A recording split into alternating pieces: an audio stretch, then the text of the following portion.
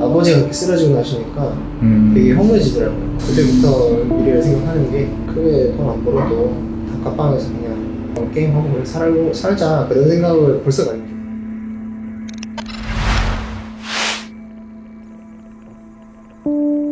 24 이성태 씨는 2년 전 겨울부터 경기도 성남의 반지하방에 틀어박혀 살고 있습니다. 계절이 5번 지나는 동안 그가 외출한 건 머리를 자를 때뿐이었죠. 은둔 청년의 일상은 무기력하고 협소했습니다. 멍했죠. 그냥 그래도 한 5분 정도 있었는 것 같은데 벌써 밤이고 가야 되고 그렇게 뭐 일주일 한 달 가도 체감이 안 되더라고요. 성태 씨 아버지는 환경미화원이었습니다. 누구보다 열심히 살았지만 고혈압에 이은 뇌졸중, 척추 골절로 긴 병원 신세를 지셨습니다. 대학 진학을 포기하고 생업에 뛰어듭니다. 겨울엔 연탄을 나르고 여름엔 산에서 풀을 베며 일했습니다. 그러다 2016년 6월 아버지가 세상을 떠나자 급격히 몰려온 허무함. 초등학교 때 이혼해 따로 살던 어머니를 언젠간 모셔야 한다는 생각이 들자 그냥 세상과 단절하기로 결심합니다. 사람이 왜 죽음 무서워하냐 잊혀지는 게 무서워서 그렇다 하는데 이미 다 잊혀져다 보니까 사람을 사는 게 아닌 느낌이고 누구에게도 기억 안 될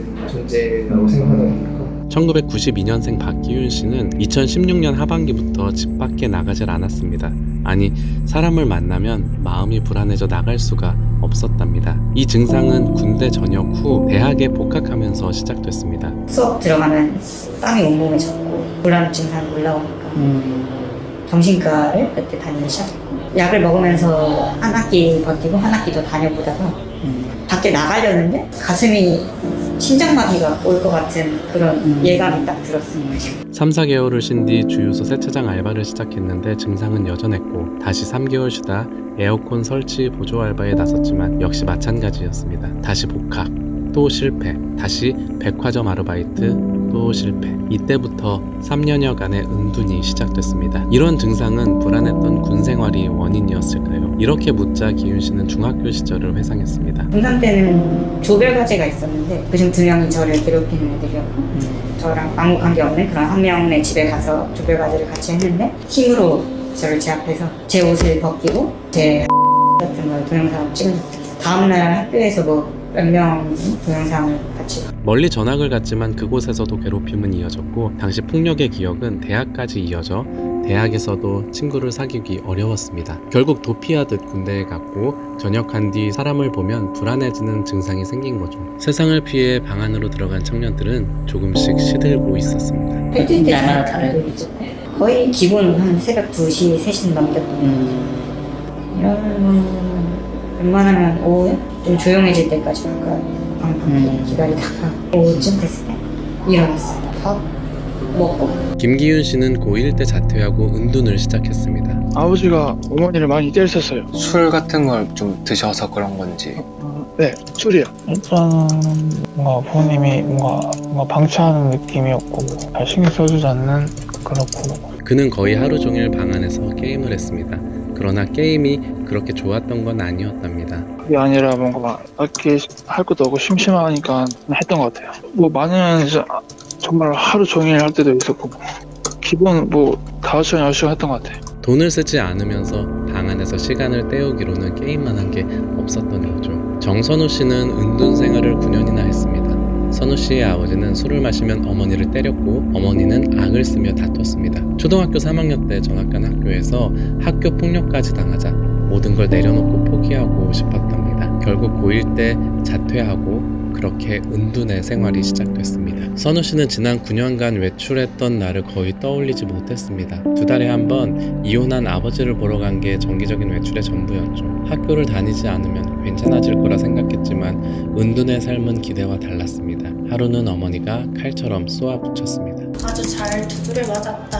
바보 쪼다 같은 게 학교 폭력이나 당하고 이런 말을 하니까 되게 상처가 나가지고 상처받아서 체중도 30kg 정도 불었고 밀려오는 무력감에 방 안에서 탈출하고 싶었지만 쉽지 않았습니다. 왜 내가 이렇게 집에만 있는 거지? 나 밖에 나갈 수 있어. 밖에 나갈 수 있는데 왜 나는 집에만 있는 거지? 뭔가 근거 없는 뭔가 자신감은 있는데 막상 나가지는 못하고.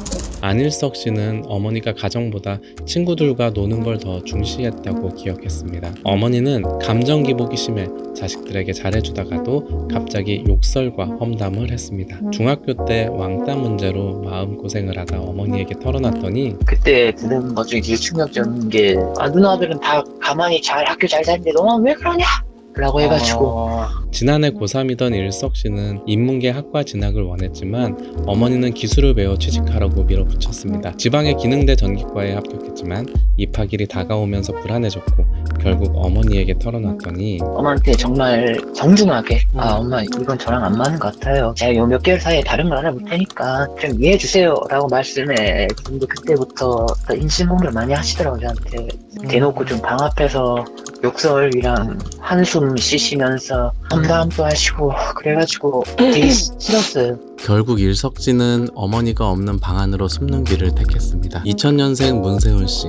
그는 명문중학교에서 반장을 하다가 은둔의 길로 접어들었습니다. 1학기 중간고사를 앞두고 반장이니까 좋은 성적을 거둬 같은 반 아이들한테 잘 보이고 싶었는데 시험 준비가 제대로 안 됐다고 느껴지자 아예 학교 가기를 거부한 겁니다. 어머니가 형을 시켜 그를 강제로 학교에 보내려 했지만 가족들은 그의 고집을 꺾지 못했습니다. 반장이고 해서 학교도 공부하는 좀 분위기였고 부모님도 교육 방식도 공부 쪽으로 많이 저를 압박을 하는 상황에서 좀 기대나 제가 애들한테도 잘 보여야겠다 그런 것도 강했어요. 그래서 근데 시험 준비를 해야 되는데 중간고사를 제가 준비가 잘 안 된 것 같아서 잘 못한 것 같아서 아예 회피를 한 거죠. 1997년생 윤성규 씨도 공부를 잘하고 싶어서 어려운 형편의 과외를 시작했는데 시험 성적이 기대에 못 미치자 갑자기 돌변했습니다. 고등학교 2학년 때는 이제 약간 이제 지각을 그런 아이가 있는데, 네, 그쵸. 지각하기 시작하고 이제 학교에 시험지를 백지를 내고 약간 반항을 좀 했었죠.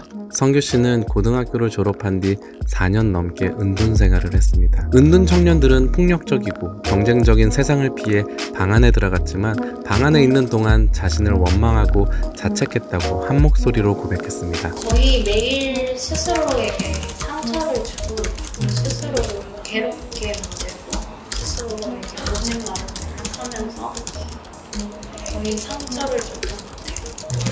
너무 죽어버려.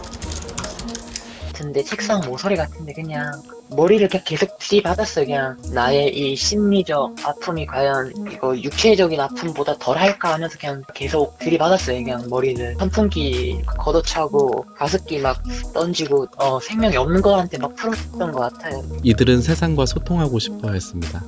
기훈 씨는 은둔 3년차였던 2018년 겨울의 어느 추운 날을 잊지 못합니다. 은둔형 외톨이들이 모이는 네이버 한 카페에서 글을 쓰며 활동하던 기훈 씨가 마음이 맞은 다른 회원과 처음으로 만났던 날이었죠.